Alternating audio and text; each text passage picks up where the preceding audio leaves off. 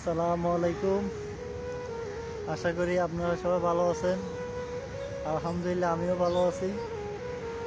আজকে আপনাদের সাথে একটা জরুরি কথা বলতে চাই। সেটা হলো আমার জীবনে ঘটে গেছে ঘটনা। তারপর আপনাদেরকে শেয়ার করতেছি যেন আপনারাও এরকম কি ইয়ের থেকে বাঁচি যান। এরকম এটা হলো যে আমার বিয়ের ব্যাপারে একটা কথা। এটা হলো যে আমার বিয়ে হয়েছে 3 মাস। 3 মাসের মধ্যে ও বাকি যায় 2বার গেছে গা। তখন একবার 2বার টোটালে গেছে গা আর কি। তো যাইবার পরে আমি একটা জিনিস লক্ষ্য করে দেখলাম,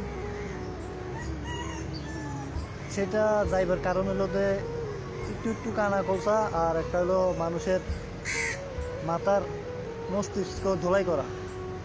এটা হলো যে মানুষের লগে মিশে যায়, মানুষের মস্তিষ্ক মানুষের ধোলাই করে দেয়।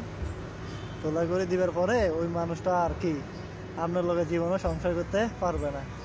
এই জন্য আপনাদেরকে একটা কথা বলে দিই, বিয়ে করবার আগে একটা জিনিস আগে চেক করবেন। যেরকম আমি একটা জিনিস ভুল করছি, সেটা হলো যে চেক করি নেই।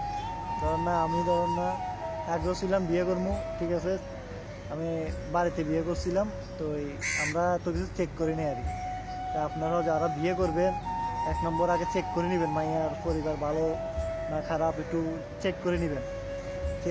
আর 1 নম্বর হলো যে মধ্যবিত্ত পরিবার নেওয়া উত্তম। একদম ধরেন না পয়সাওয়ালার দিকেও যাওয়া ভালো না। এটা হলো যে এমন একটা পরিবার নেবেন যে পরিবারের লোক আপনি ওই পরিবার টাকা না থাকুক, তারপরেও ওর সামর্থ্য থাকবে কি আপনি জামাই বলে একটা পরিচয় পাবেন, বুঝছেন। এই জন্য আপনারা যারা বিয়ে করবেন, বিয়ের আগে যাচাই বাছাই করবেন, ওর ফ্যামিলি ভালো না খারাপ যাচাই বাছাই করবেন, তারপর ওই বিয়েটা নামবেন।